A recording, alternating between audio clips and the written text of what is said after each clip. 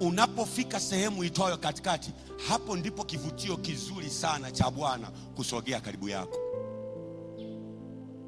Maana hapo ndipo unamhitaji Bwana kuzidi kawaida. Maana hapo ndipo mambo yanapoonekana mabaya, ndipo uchumi unapinduka, ndipo ile ajira inapotea, ndipo yule mtoto wako mzuri anafariki, ndipo yule mke wako anakufa. Unabaki yatima, unabaki mjane, unabaki mgane, na haukupanga na wala haukujua. Ngoja nikutie moyo, sehemu itoe katikati ndipo Bwana anasogea na kukumbata, anasema mwanangu, mimi nipo pamoja na wewe. Wengi tunaweza tukaconcentrate akili yetu kwenye hatari, kwenye kifo, kwenye njaa, kushuka kwa uchumi na mengine mengi mabaya. Lakini ngoja niwaambie, Daudi anatusaidia kitu hapa ambacho kitakuwa ujasiri wako wa 2026 ni huu. Hajasema bonde la mauti, amesema bonde la uvuli wa mauti. Kuwepo kwa kivuli na maana kuna uwepo wa mwanga.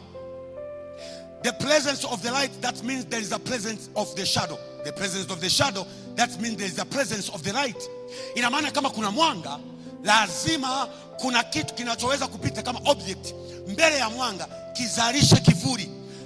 Nijapopita kwenye bonde la uvuli wa simba, sitaogopa mabaya, nitapita. Unajua utukufu uko wapi hapo?